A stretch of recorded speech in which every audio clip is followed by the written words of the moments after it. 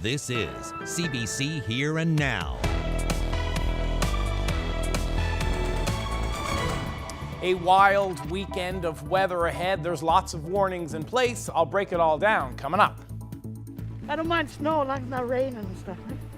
Well, the snow has started in central Newfoundland, where the storm is looking like a 3-day event. But on the East Coast, it's a different story. The damage from last weekend is still not fully cleaned up, but once again, the city is preparing for significant rainfall and freezing rain. Never dreamed in a million years that we'd be facing a second flood within 1 week. That's just ahead. Good evening and welcome to Here and Now. I'm Peter Cowan. And I'm Carolyn Stokes. St. John's is still recovering from last weekend's flooding and is now once again expecting a heavy rainfall. Yeah, Here Now's Enrique Wilhelm looks at how prepared the city and homeowners are for all that rain.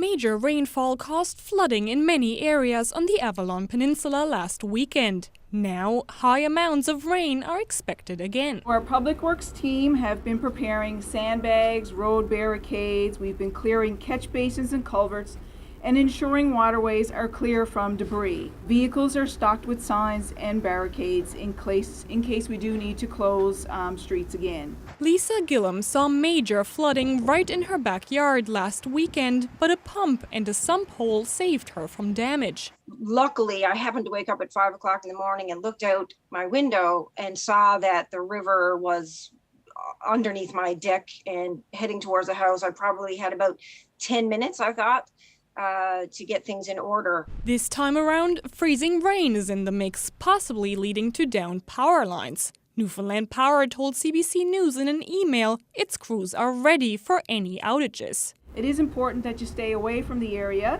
Any downed power lines, outages, or poles should be reported directly to Newfoundland Power. The freezing rain might also be a problem for Gillum. My new flood infrastructure works like a charm, and I think it probably would have even held back the water from Igor if that had been in place at that time.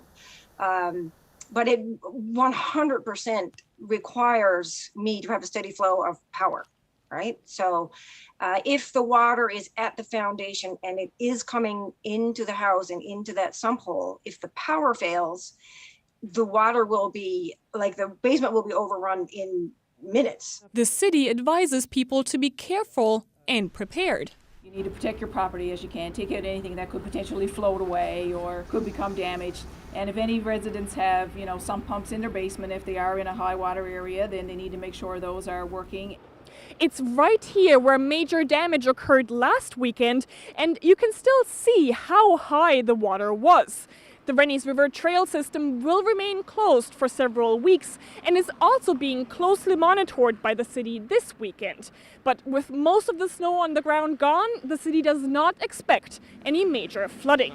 Enrique Wilhelm, CBC News, St. John's. That's with the rain. What about the snow? Well, central Newfoundland is being hit by that snowstorm today. Some towns like Gander could see up to 70 centimeters by the time it's all said and done, while other areas are going to get hit with lots of freezing rain. As Here Now's Garrett Berry reports, it's the kind of storm that needs all hands on deck.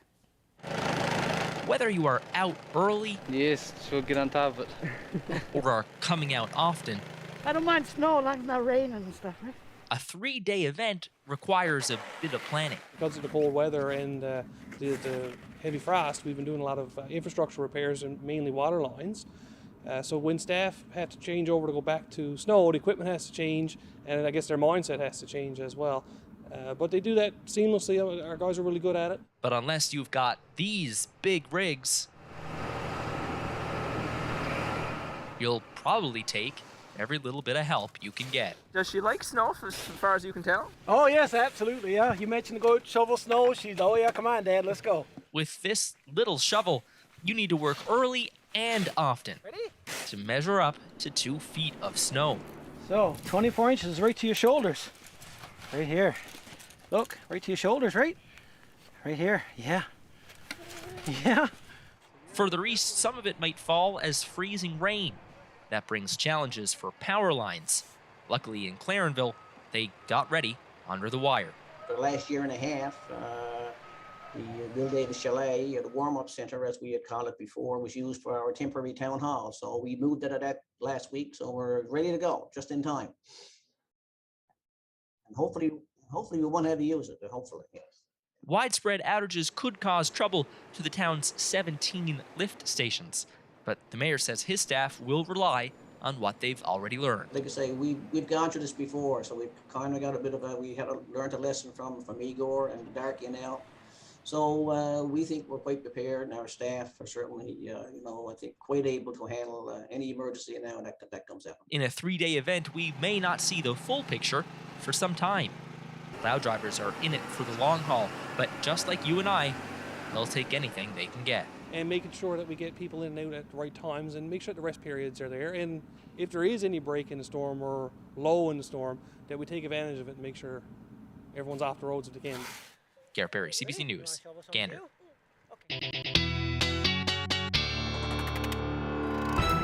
So as you just saw Henrika and Garrett breaking down this mess that we're looking at, these are all special weather statements that are in place by Environment Canada.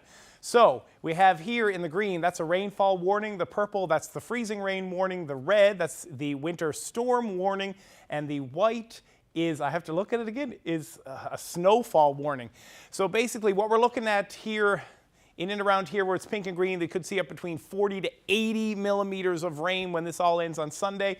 As you just heard Garrett say, it could be anywhere between 45 and 70 centimeters of snow there in Central. And Labrador is not spared by this weather system as well. If we move up into the Big Land, this is this extreme cold warning which will affect Labrador West and Wabush and Churchill Falls.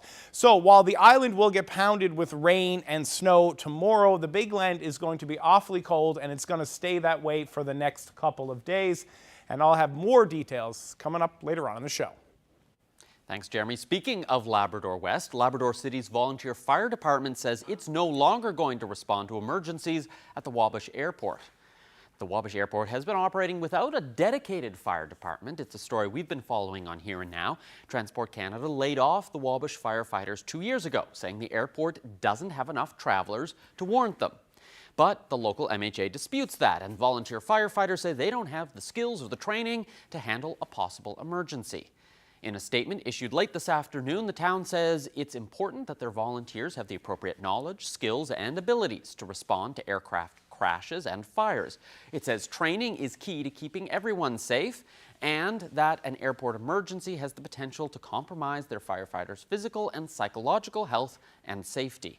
The town says the airport had agreed to provide volunteer firefighters with an emergency plan, but that information was never shared. Labrador City says it is committed to working with Transport Canada and the airport to find short and long-term solutions, but it will continue pushing for a full-time firefighting service at the airport. Now to the west coast of the island, police have laid charges after an incident at Memorial University's Grenfell campus in Corner Brook yesterday evening. The RNC says a man in his 20s was taken to hospital with injuries consistent with a stabbing. But police say those injuries are not serious. They say it's an isolated incident and the victim and accused knew each other. The RNC charged a 16-year-old boy with several offenses, including assault with a weapon and aggravated assault. Well, let's take a look at the latest COVID-19 numbers. The number of hospitalizations because of COVID hasn't changed today. There's still 20 people admitted, with 8 of them in critical care. The Department of Justice says COVID-19 cases are increasing in provincial jails. A spokesperson says there are now 7 confirmed cases of the disease at Her Majesty's Penitentiary in St. John's. 2 units in the jail are being used for inmates who must isolate, and those who don't have been arranged into cohorts. Officials say there are also 2 cases at the Labrador Correctional Centre, and 1 infection has been confirmed at the St. John's lockup.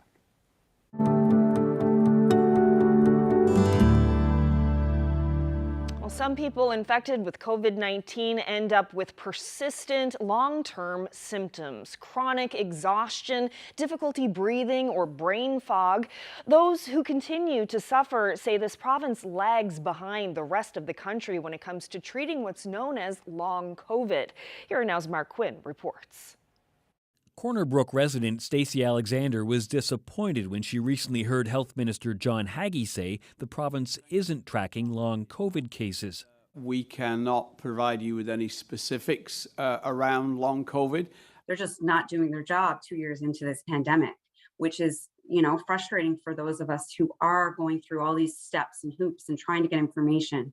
Alexander has lived an active life in Corner Brook, both outdoors and indoors. But she's been dealing with COVID for almost 2 years now. She's in her 30s, living with many symptoms, including headaches, nosebleeds, and exhaustion, especially after she exerts herself. Alexander struggled to get confirmation that she was infected with the virus in the first place, and she had to go outside of the province for a long COVID diagnosis. And he did diagnose me within one appointment of, no, that's classic post-COVID syndrome. Mount Pearl resident Amanda Porter is also living with long COVID. She was part of the Mount Pearl High School cluster a year ago. At the time, her symptoms were a cough, headache, fatigue, and a sore throat. She started to recover, but then, she says, it came back. And I kind of felt like I got the virus again almost. But actually, the second time around, I actually felt worse. I couldn't get out of bed. I couldn't eat. My cough was actually worse. She says her care has been excellent, but she fears others with long COVID aren't getting the treatment they need. Porter believes long COVID clinics would help. We need long COVID clinics just like the rest of Canada. I could go to Ontario if I wanted to get into a long COVID clinic, but I can't leave my home here and my family to go to Ontario right now to go into a long COVID clinic. Dr. Simon DeCarey is an associate professor of rehabilitation at the University of Sherbrooke in Quebec. He says there's no doubt that long COVID is real. Since October 6, 2021, we have a clinical case definition for long COVID from the World Health Organization. DeCarey says evidence suggests that for as many as 10% of those infected with the virus, symptoms can continue for months, maybe years. He says lifting restrictions and living with COVID will have consequences. So if you live with the virus, it means that you accept that every year there will be new cases of long COVID. The problem is that we don't have any safety net clinically for these patients. DeCarey believes Newfoundland and Labrador should establish long COVID treatment clinics like those in BC, Alberta, and Quebec. He also says primary care physicians should be trained to recognize and treat long COVID. Mark Quinn, CBC News, St. John's. Well, doctors have voted to accept the province's latest contract offer. According to the Medical Association, 72% of members accepted the deal. The NLMA says it gives doctors here financial parity with those in the Maritimes. The group says doctors will receive an additional $34 million, which is an increase of between 7 and 8%. They also agree to a new blended payment model for family physicians in addition to the salaried and fee-for-service models. There's also a bonus for those in remote areas. The contract expires in September of 2023. Well, shifting to sports, for the first time in history, an ECHL team has a female coach, and it's happening here in St. John's. Danielle Goyette is the Director of Player Development with the Maple Leafs. She comes to St. John's this week to help out the Growlers as an assistant coach. Goyette says whether it's working behind the scenes or coaching players, hockey doesn't feel so much like an old boys club anymore. The more and more girls we see play hockey, the more family involved in hockey.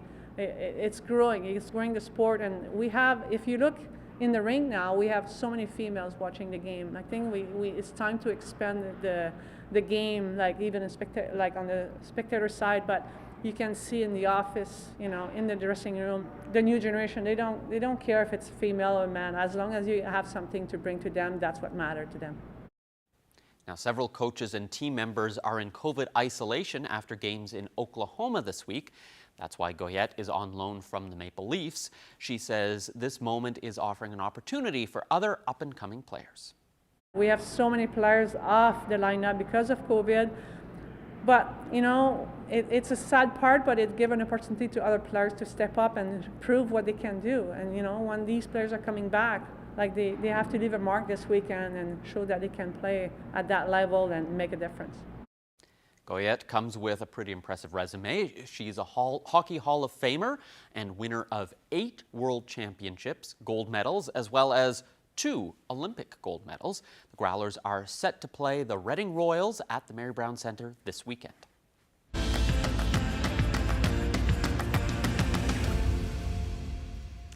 Be kind to others. Some would say those are words to live by. A group of teenagers in Labrador City have been turning that statement into a motto to spread kindness throughout the community. Video producer Daryl Din put together this piece from Western Labrador. The Be Kind Project is a group of teenagers between grades 7 to 10, and we just do random acts of kindness each week for the people of Lab West. The group started because I was watching TikTok one day, and there were a group of kids in Arizona who tried to do it. So I approached them and asked, like, if it was okay if we tried something like this in a little small town in northern Canada. And they were like, yeah, change the name and make it your own. Have at it.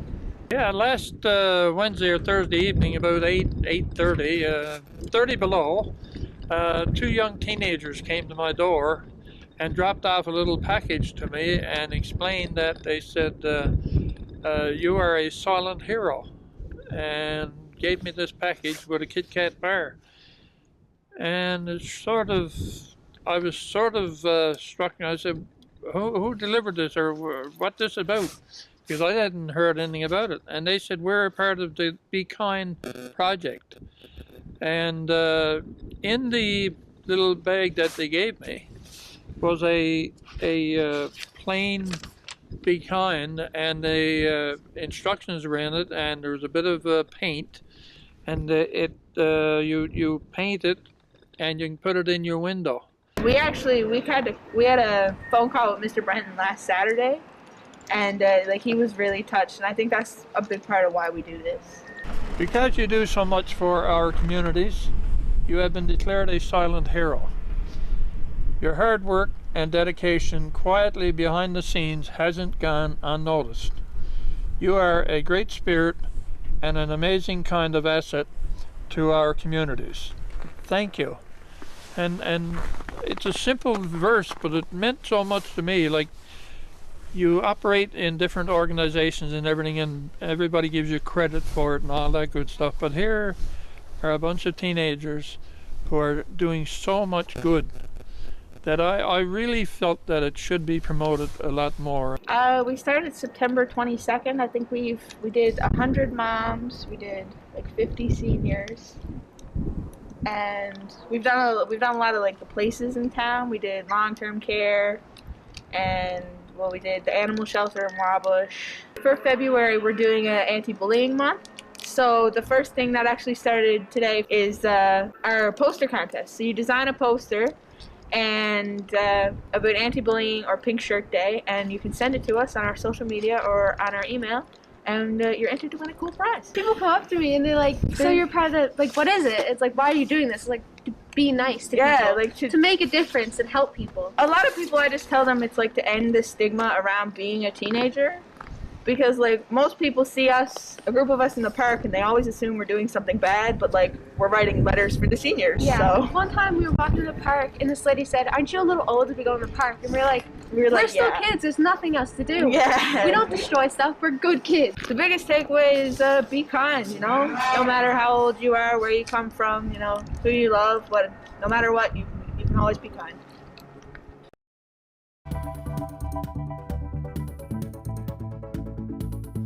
Lots of weather to talk about coming up, and as you can see here over the parkway, there's a lot of rain, and that's going to continue in and around the Avalon and the eastern part of the island for much of the weekend. We're going to break down some terrifying numbers, not terrifying, we're going to break down some big numbers coming up after the break. The biggest thing to watch for when it comes to safety is your surroundings. Well, with all that snow on the way for Central, we're tackling snowmobile safety. A refresher on what you should know before you go. That's coming up after Jeremy's weather.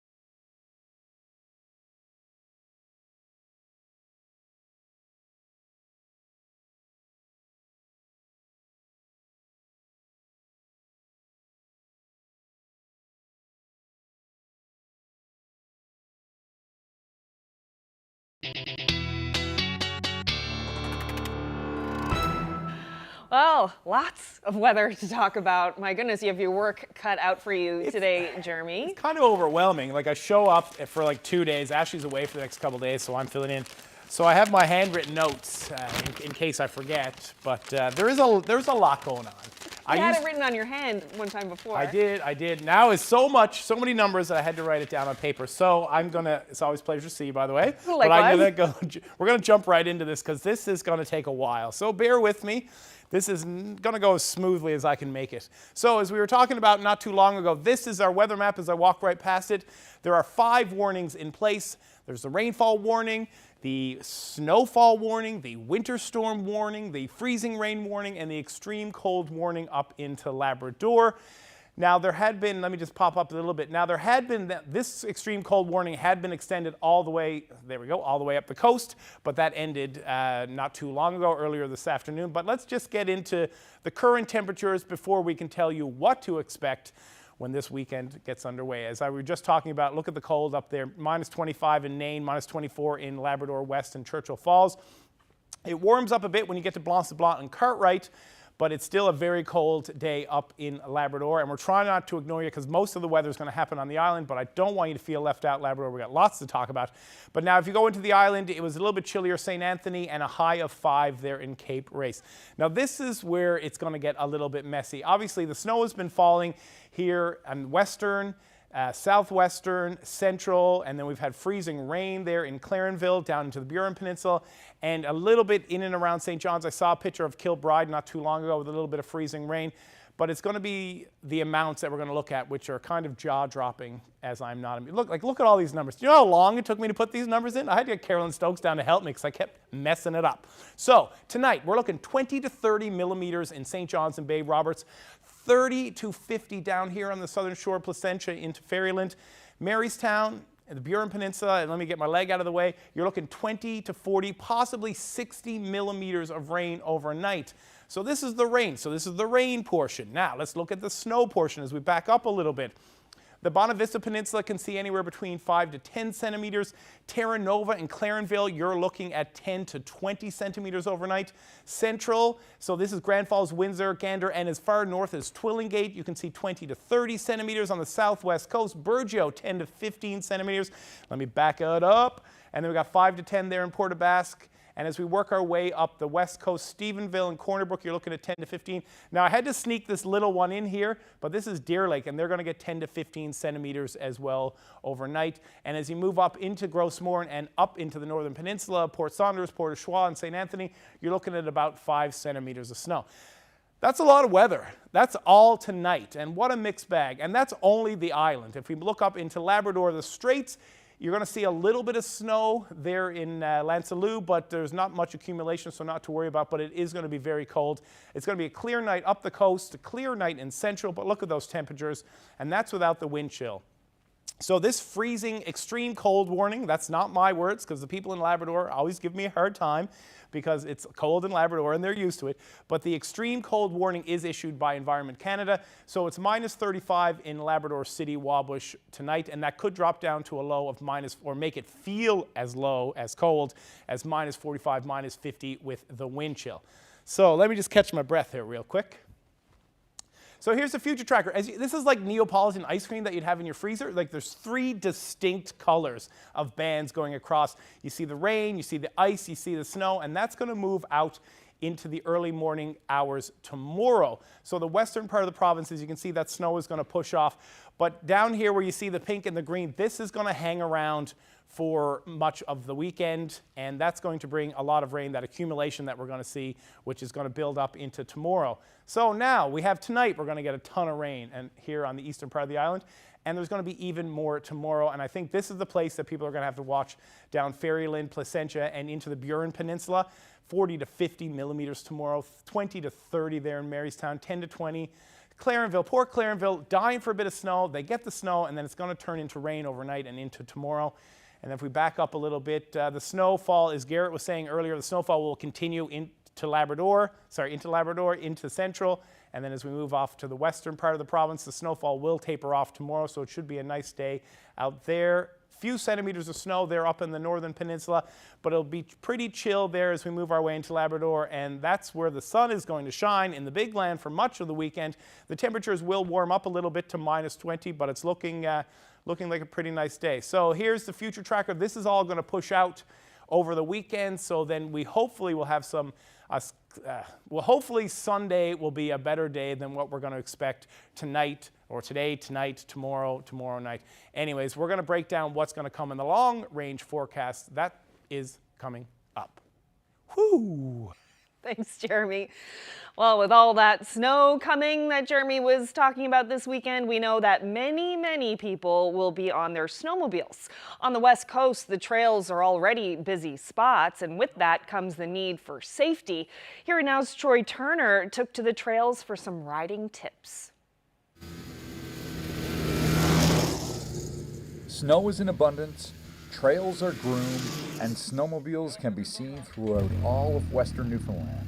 But before you hop on a sled, the Newfoundland and Labrador Snowmobile Federation says a lot of preparation is needed. Most of the people that get into trouble just plan to go for a quick ride from cabin to cabin, or to get out just for a 5-minute, 10-minute ride, and they forget to dress properly and take their stuff, and that's when things happen. And I've been there myself. Just going for a quick ride is the time that some little thing goes wrong.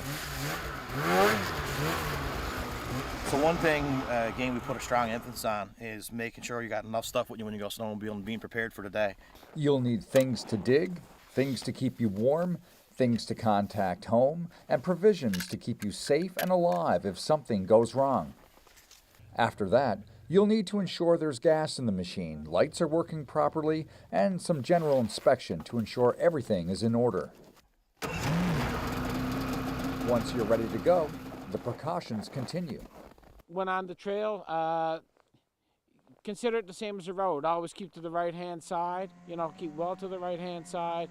Make sure you're on the right side when you're going around turns and such. That way, people are going to be able to pass you safely. You should always be conscious of your speed and your surroundings. And always try to take your time. The biggest thing to watch for when it comes to safety is your surroundings. So be very aware of your surroundings. Try to be, if you're in an area you're not familiar with, try to learn the area. If you're in somewhere you're not familiar with, take your time. So what's next for the Snowmobile Federation for the rest of this winter? Well, it's to work with the snowmobile clubs to make sure that the trails and the groomers are in full effect, and to ensure that everybody has a safe and enjoyable winter. Troy Turner, CBC News, Corner Brook. Well, from rapid tests to daycares, we're going to answer some of your COVID questions. That's coming up.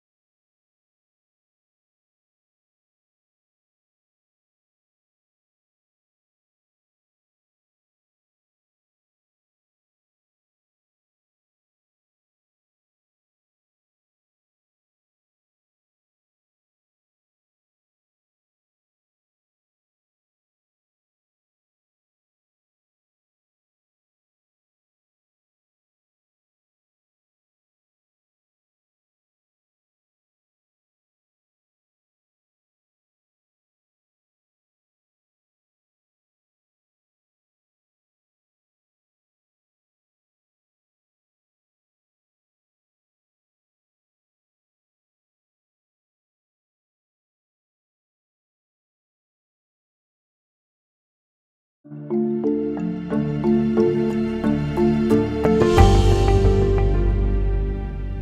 alert level is changing on Monday. We're moving to alert level 3, and we know people have a lot of questions about it, Peter. Yeah, so let's see if we can get you some answers to some of the most frequent questions that I've seen over the last couple days. First question is about testing. Our daily COVID testing numbers have been down, so why isn't the province just doing more testing? Yeah, how many tests the province is doing a day fluctuates a fair amount. It's been as low in recent weeks as about 800. Most days it's similar to today, where we had about 1,500 tests completed.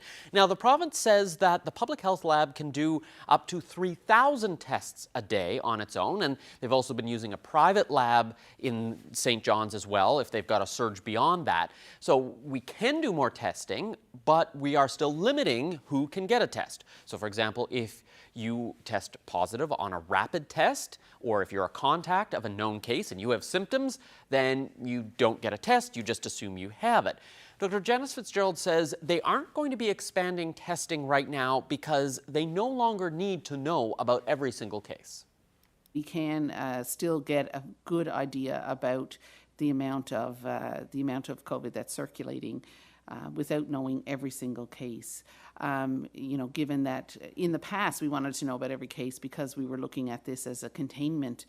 You know, we contact trace to contain the virus. As I've said, we're not in that. We're not in that mode anymore. That's not our management strategy any longer. And so we don't need to know about every case. What we need to know about are those cases that we're knowing about them will make a difference to how we manage them.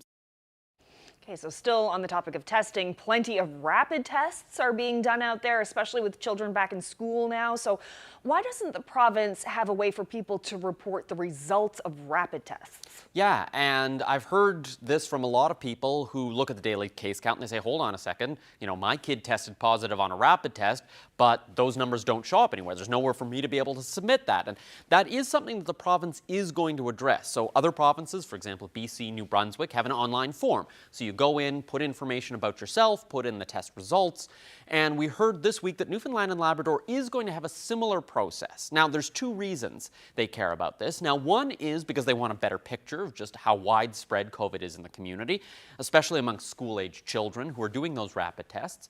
The other is for the opposite end, looking at older people. There are new antiviral drugs to help people who are older and unvaccinated to keep them out of hospital, but they need to be administered within 5 days of the onset of the disease. So right now they use a positive test result to decide who gets that very limited supply.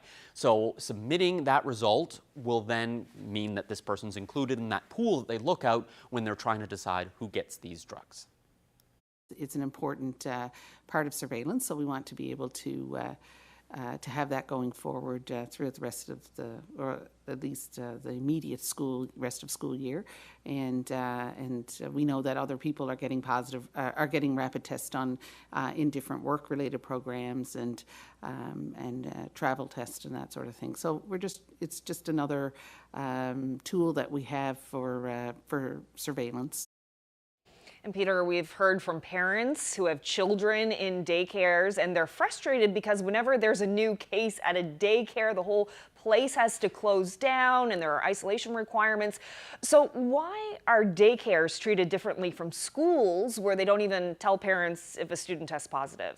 Yeah, it's definitely a different approach, and we actually have a few new numbers showing just how many outbreaks there have been at daycare. So take a look. As of yesterday, there were 10 partial closures, all of them in the St. John's metro area, and there were 13 full closures, 4 of those in metro. Those numbers are down from previous weeks. For example, last week there were 21 full closures and 18 partial closures. Now, we did get an indication this week that they're looking at changing some of those rules for daycares because it's been very disruptive having kids who have to go and isolate, then they go back to daycare, there's a new case, then they have to go isolate again. But the Chief Medical Officer of Health says there are differences in the situations between daycares and schools. We have children there who are not vaccinated and have not had the opportunity to be vaccinated, and generally speaking are not wearing masks through the day. So it is a bit of a different situation and not really fair to compare the two schools and daycares directly. But we are looking at that and trying to see how we can improve that situation going forward. Yeah, so that's something to look forward to, Carolyn, as we look at the changing measures, and they're always reviewing things. So we are expecting that the rules may change for daycares sometime when we have the next briefing. Yep, lots to talk about next week as well. Thank you so much, Peter, for answering some of those questions. Oh, my pleasure, Carolyn.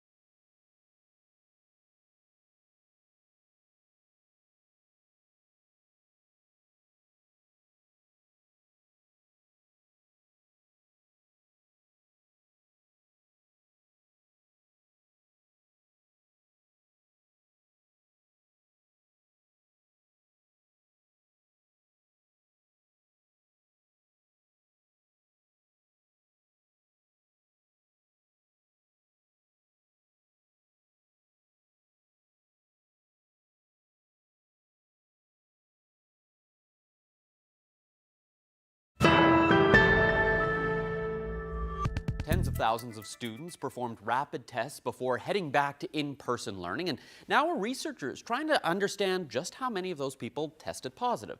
Amy Herford is a mathematical biologist at MUN, and she's been involved in the COVID modeling. Thanks for joining us. Thank you. So why is it that you're trying to understand just how many people tested positive as part of this big back-to-school testing blitz? Yeah, so I'm actually also wanting to know how many people tested negative and trying to estimate the percentage of K through 12 students that were positive on the 22nd and the 25th of January. And The reason that I'm interested in this is I've been doing COVID modeling throughout the pandemic, and we're doing the science that is informing some of the decisions. And with the Omicron wave, we've felt that it's been hard to keep track of how many cases there are. And these rapid antigen tests that were used by K through 12 students on the 22nd and 25th is a lot of testing that was done. And it would just really help our science if we could recover the results of those studies. So we are looking for both positive and negative results. Okay, so what's the sort of process that you're hoping people will go through in order to report that information? Yeah, so the first thing to emphasize is that participation in the study is voluntary. There's a website that you can go to. It's www.mun.ca/science/school tests. You're asked if you consent to participate in the study. Then you're asked, what are the first 3 digits of your postal code? So this is an anonymous survey. We don't know who's participating. To be eligible, you should be a parent or guardian of a K through 12 student. You then select your health region authority, and then you're just asked, of the rapid tests that were completed on the 22nd and the 25th, how many from your household were positive? How many were positive with symptoms? How many were negative? And the same question again from the 25th of January. So people who have done this so far have said that it takes less than a minute. Well, thank you very much for joining me and telling me about your research. You're welcome.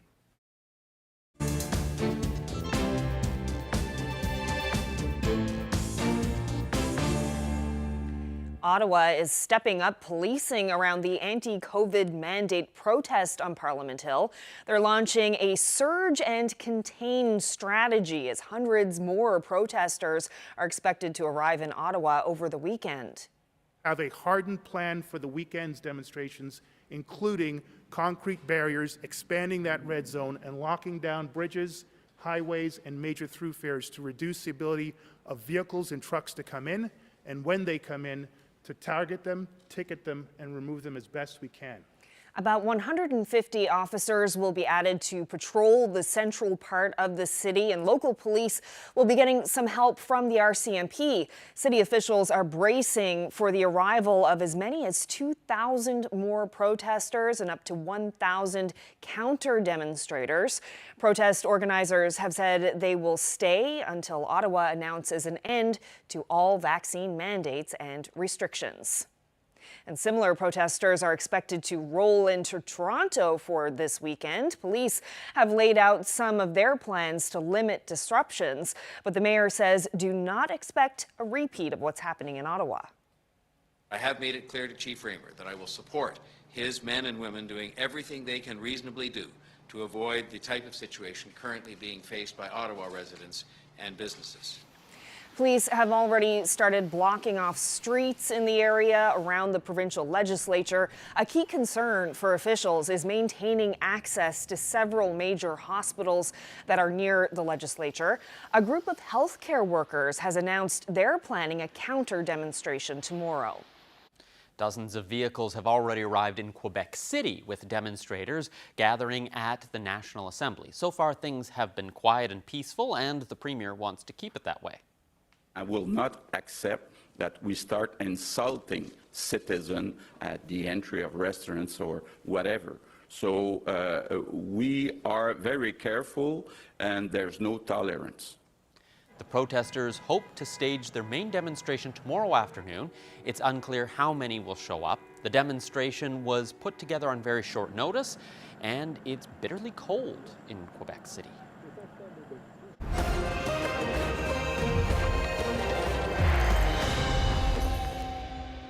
The second pandemic-era Olympics officially kicked off today with the opening ceremony for the Winter Games in Beijing.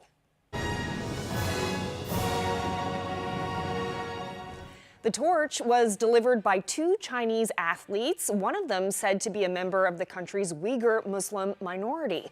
Now, many Western nations, including Canada, have imposed a diplomatic boycott of the Games because of China's human rights record. Team Canada has sent 215 athletes. The Games run until February 20th.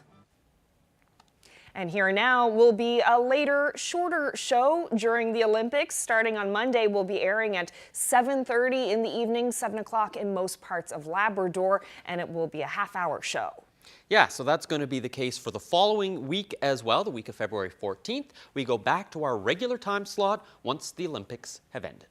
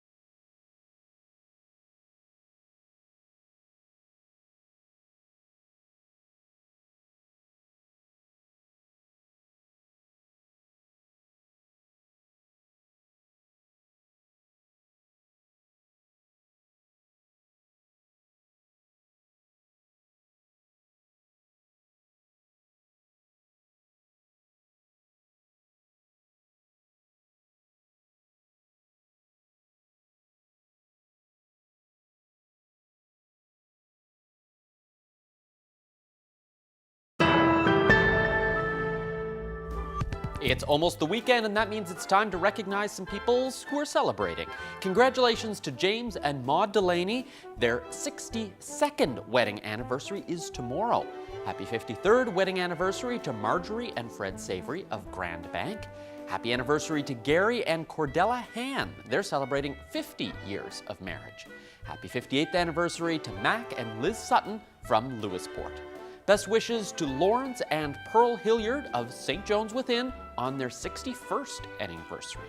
Happy anniversary to Lloyd and Joyce Bath of Twillingate, who are celebrating 66 years of marriage. We're told they're faithful watchers of Here and Now, so thank you for that. And congratulations to Linda and Walter McDonald of Burgeo on their 55th anniversary.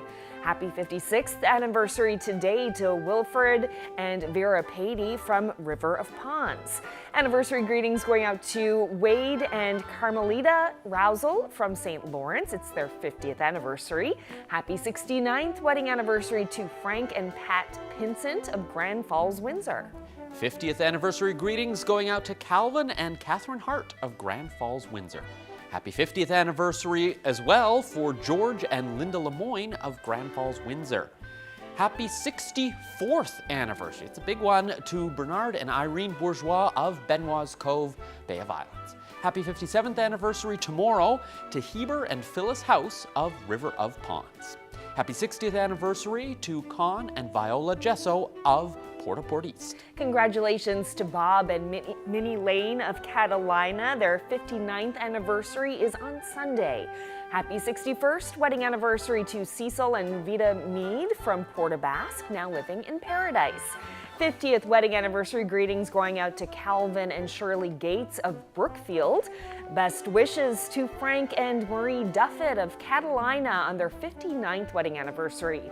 Happy 60th wedding anniversary to Shirley and George Nichols of Deer Lake. Now to some birthdays. Wishing Harvey Mitchell a happy 94th birthday.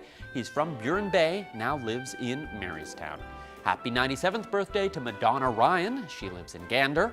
Irene Chambers from Labrador City is turning 96. Happy birthday.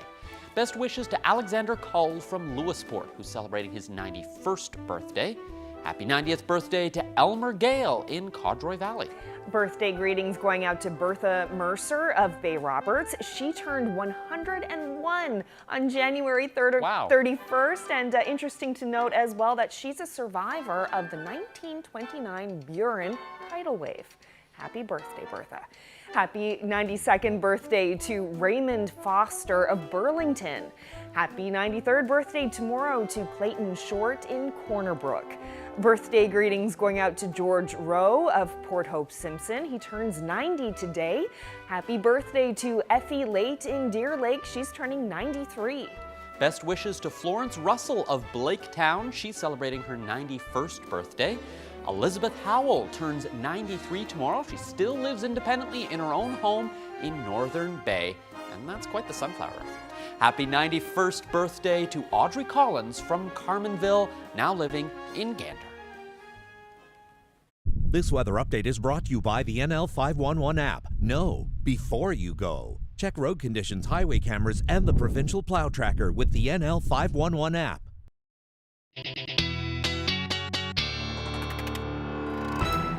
So as we've been talking about all evening, there is a lot of weather on the go. Let's take a look at this colorful map again. These are the special weather statements. You got rain, freezing rain, snow, winter, and cold up into Labrador. So basically what's going to happen is the eastern part of the island is going to see a lot of rain. Central, you're going to see a lot of snow. On the west coast, you're going to see snow today, tonight, and then everything should calm down by Sunday. Hopefully, but just look at these numbers. We don't have to go through them again. Just with some of the highlights here, this seems to be the area that's going to get hit the hardest by the rain. So that's sort of the southern shore into the Burin Peninsula. As you can see, 20 to 40, possibly 60 millimeters overnight, 30 to 50 down there in Placentia area way. And then the biggest snowfall amounts will be in Grand Falls, Windsor, Gander, and up into Twillingate. It's expected they could get anywhere between 45 and 70 centimeters of snow when this is all over. Now, if we move up into Labrador, it'll be really cold, but nothing that the fine folks up there are not used to.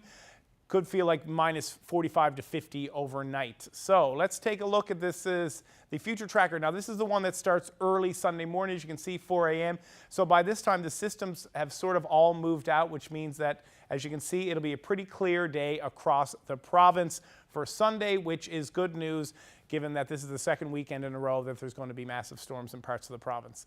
And people who have leaky roofs or flooded basements are probably not looking forward to it. So this is what we're looking at Sunday. As you can see here in Gander, you're going to see a little bit of precipitation, but mainly it's going to be cloudy with some sun breaks here on the island. Up in Labrador, you're looking at some beautiful sunny days. So let's just take a quick, this is the future tracker of what's to look for next week. But you know what? We'll burn that bridge when we get there on Monday. So let's just take a quick look at some of the long-term temperatures here as we come out.